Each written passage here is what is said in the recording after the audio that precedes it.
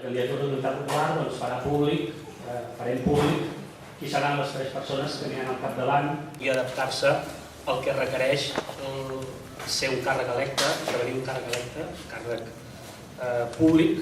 Dir també que ha estat un procés intern extraordinàriament enriquidor i positiu, la qual cosa mostra el grau de maduresa que va assolint el nostre projecte.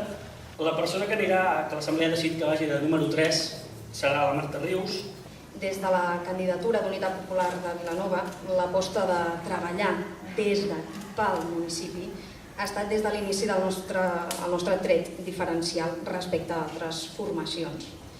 Des de la CUP practiquem una veritable radicalitat democràtica a través d'assemblees, a través de processos participatius, com el que just ara començarem la setmana vinent, en què totes les opinions hi tindran cabuda per elaborar el nostre programa polític.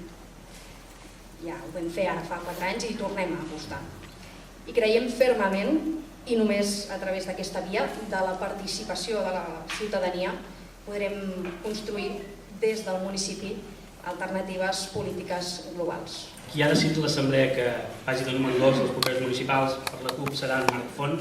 Primer de tot, agrair-vos la vostra presència avui aquí i especialment m'agradaria agrair públicament la confiança de l'Assemblea per donar-me l'oportunitat, sobretot la responsabilitat, d'anar com a número 2 a les llistes de les properes eleccions municipals. Unes eleccions que des de la CUP afrontem realment amb molta il·lusió i creiem que poden marcar un abans i un després en el creixement de la candidatura, tant a nivell local, però sobretot a la resta del país. Podem dir que es presentaran més d'un centenar de candidatures arreu dels països catalans.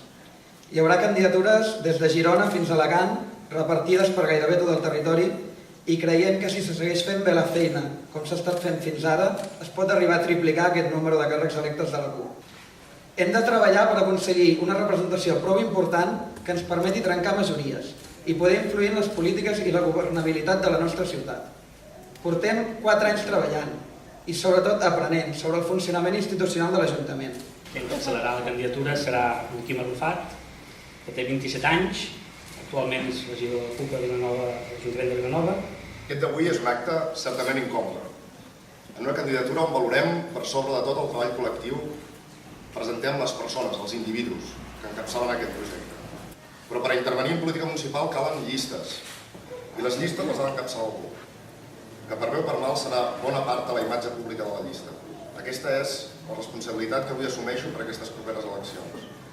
La crisi, els milers d'aturats i aturades, l'aprimament dels pressupostos municipals, la progressiva destrucció del medi, l'arribada de l'extrema dreta i la radicalització de la vella dreta extrema. Són temps difícils que ens obligaran a estar a l'alçada.